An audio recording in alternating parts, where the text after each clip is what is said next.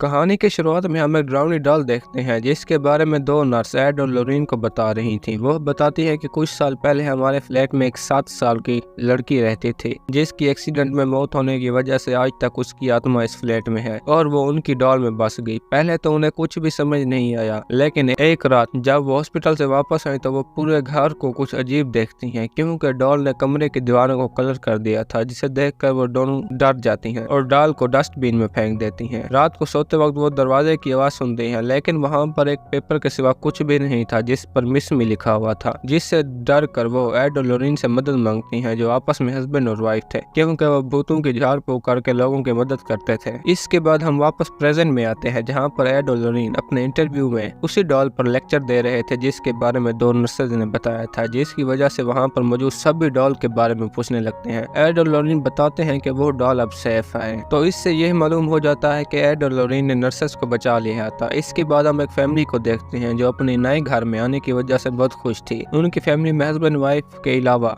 5 खूबसूरत बेटियां थीं। अंदर जाते वक्त उनका डॉग सैडी नहीं आता, लेकिन उन्हें इसकी समझ नहीं आती और सभी अंदर आ जाते हैं क्योंकि उन्होंने इस घर को नीलामी में खरीदा था। खेलते वक्त उनकी छोटी बेटी को पेड़ के नीचे एक म्यूजिक बॉक्स मिलता है जिस पर मिरर लगा हुआ था और वो उसे अपने साथ घर ले आती है। घर देखते वक्त रॉजर को एक स्टोर रूम नजर आता है जिसमें कुछ पुराना सामान पड़ा हुआ था, जिसके बाद सभी सो जाते हैं। सुबह जागने के बाद कैरलिन देखती है कि उसके पाँव पर कोई निशान बना हुआ है और घर में कुछ अजीब होने लगता है, जैसे कि उनकी सारी क्लॉक एक ही टाइम पर रुक गई थी। लेकिन वो इस सब को इग्नोर करती है और अपनी छोटी बेटी इफ्रिल को डॉगी ले आने के लिए भेजती है। इफ्रिल डॉग को देखकर रोने लगती है क्योंकि वो मरा हुआ था। इसके बाद हमें एड और लोरीन का घर दिखाया जाता है जहाँ पर एक आदमी उनका इंटरव्यू लेने के लिए आया था और एड उसे अपने सीक्रेट रूम में ले आता है जहाँ पर उन्होंने सारी भूतिया चीजों का कलेक्शन कर रखा था और एनाबेल की डॉल भी उसी रूम में थी। वो इन सब पर एक बुक लिखना चाहता था। एड उसे दिखा ही रहा था कि तभी उसी बीच उनकी बेटी जूडी आ जाती है जिसे बाहर भेजकर एड रूम बंद कर देता है। एड और लोरीन अपने हर केसेस से रिलेटेड शार्पेड चीजों को इसी कमरे में रखते थे ताकि बाहर के लोग इससे महफूज रहे। इसके बाद हम रॉजर को देखते हैं जो ड्रिंक कर रहा था, तब भी उसे किसी की आवाज सुनाई देती है। जब रॉजर देखने के लिए ऊपर जाता है तो एंड्रिया बताती है कि सिंडी नींद में अलमारी पर टक्कर मार रही है, तो रॉजर उसे पकड़कर बेड पर सुला देता है। सुबह ऑफिस जाने से पहले रॉजर कैरलिन को सिंडी के बारे में बता देता है, जिसे सुनकर कैरलिन हैरान हो जाती है क्योंकि सिंडी ने पहले ऐसा कुछ भी नहीं किया था। बच्चों के स्कूल जाने के बाद कैरलिन एप्रिल के साथ खेलने लगती है, तो खेलते वक्त उसे पीछे अलमारी खुलने की आवाज आती है। अलमारी के अंदर कैरलिन को कोई महसूस होता है, लेकिन वहाँ अप्रैल नहीं थी, जिससे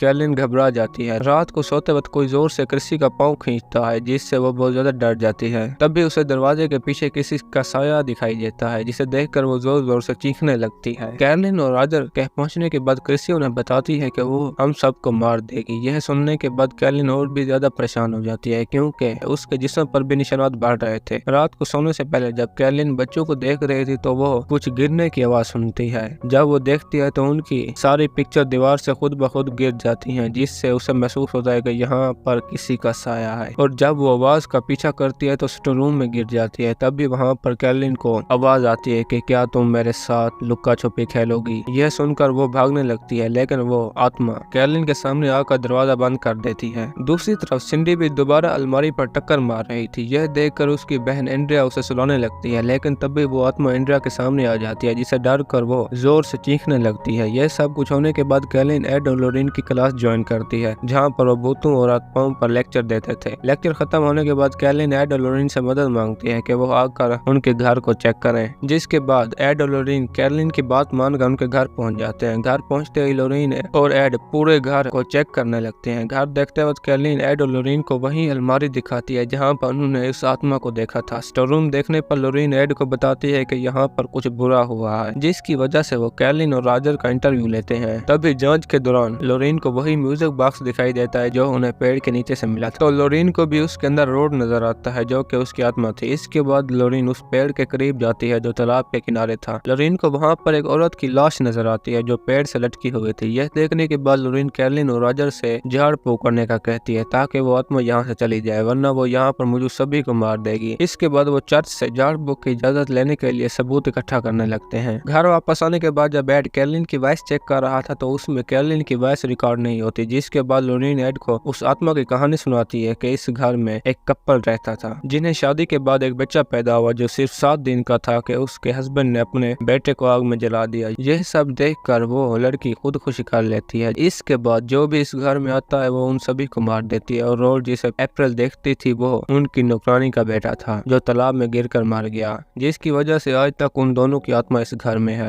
लोरीन यह सब बता ही रही थी कि तभी उनका रेडियो ऑन हो जाता है और वही रिकॉर्डिंग चलने लगती है जो एड ने कैरोलिन की रिकॉर्ड की थी। इसमें वो किसी के रोने की आवाज सुनते हैं, जिसके बाद वो कैरोलिन के घर आकर चारों तरफ कैमरा लगा देते हैं जो टेम्परेचर के गिरने से आत्मा की पिक्चर लेते थे। रात होते ही एड सारे घर में क्रॉस लगा देता है ताकि आत्मा को रोकने में मदद मिल सके और उसी घर में रहने लगते हैं जिससे वो हर छोटी हरकत पर नजर रख सके। एक दिन जब लोरीन कपड़े उतार रही थी तो वो घर में आत्मा को देखती है जो विंडो से लोरीन को देख रही थी। लोरीन के पहुंचने से पहले आत्मा कैरोलिन के अंदर अपना खून डाल देती है जिससे कैरोलिन उल्टा करने लगती है। तब भी वहाँ पर बच्चे भी आ जाते हैं। वो सभी अभी बैठकर बातें ही कर रहे थे कि तभी पुलिस ऑफिसर को एक औरत दिखाई देती है जिसके दोनों हाथ कटे हुए थे। जब वो पीछे जाता है तो उस पर हमला कर देती है और इसी बीच हम सिंडी को नींद में चलता हुआ देखते हैं क्योंकि वो आत्मा के काबू में थी, जिसकी वजह से कैमराज उसकी पिक्चर ले रहे थे और सिंडी कैमरे में जाकर डोर लॉक कर देती है। रॉजर जब दरवाजा खोलता है तो सिंडी कमरे में मौजूद नहीं होती, जिसके बाद एड अल्ट्रावायलेट रेस से उनके निशानात का पीछा करता है तो वो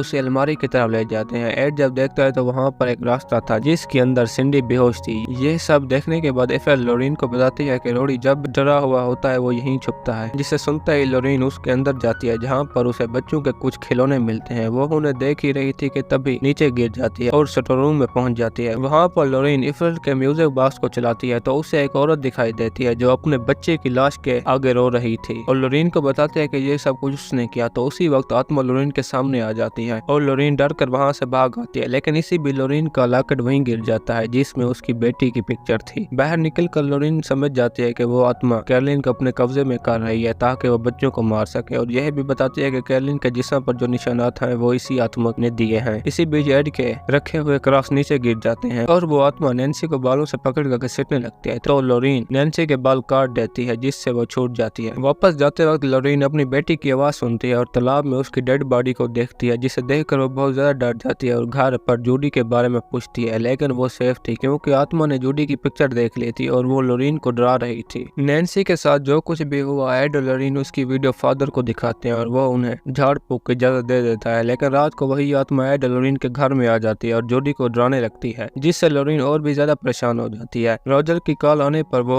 बताता है कि कैरोलिन क्रिस्टियन और एफिल को अपने साथ ले गई है। कैरोलिन क्रिस्टियन को मारने ही वाली थी कि तभी वहाँ पर एड और लोरीन आ जाते हैं और उसे बचा लेते हैं। एड और लोरीन जब कैरोलिन को बह ले जा रहे थे तो आत्मा कैरोलिन को मारने लगती है, जिसकी वजह से वो कैरोलिन को पकड़कर उस पर कपड़ा डाल देते हैं और चेयर से बांध देते हैं और इसके बाद उस पर झाड़ फूक करने लगते हैं, जिसकी वजह से वो कैरोलिन को नुकसान पहुंचाने लगती है और चेयर को हवा में उल्टा कर देती है। यह सब होते ही आसमान में तूफान आ जाता है और सारे परिंदे बनने लगते हैं। एड जब मंत्र पढ़ता है तो कैरोलिन नीचे गिर जाती है और चाकू उठाकर अप्रैल को मारने के लिए जाती है। कैरोलिन अप्रैल को मारने ही वाली थी कि तभी एड मंत्र पढ़कर उसे रोक लेता है, जिससे वो अपनी असली शक्ल में आ जाती है। जिसके बाद वो कैरोलिन को यकीन दिलाने लगते हैं कि वो उससे लड़ सकती है। जिसके बाद कैरोलिन को अपने बच्चों के साथ बिताए हुए हसीन लम्हे याद आने लगते हैं और वो आत्मा से आजाद हो जाती है और उनके घर से आत्मा का हमेशा के लिए साया खत्म हो जाता है। कैरोलिन की फैमिली को खुश देखकर एड और लोरीन भी बहुत खुश थे और घर वापस आ जाते हैं। घर वापस आते ही एड म्यूजिक बॉक्स को अपने उसी कमरे में रख देता है जहाँ पर उन्होंने अपनी सारी शार्प चीजों का कलेक्शन कर रखा था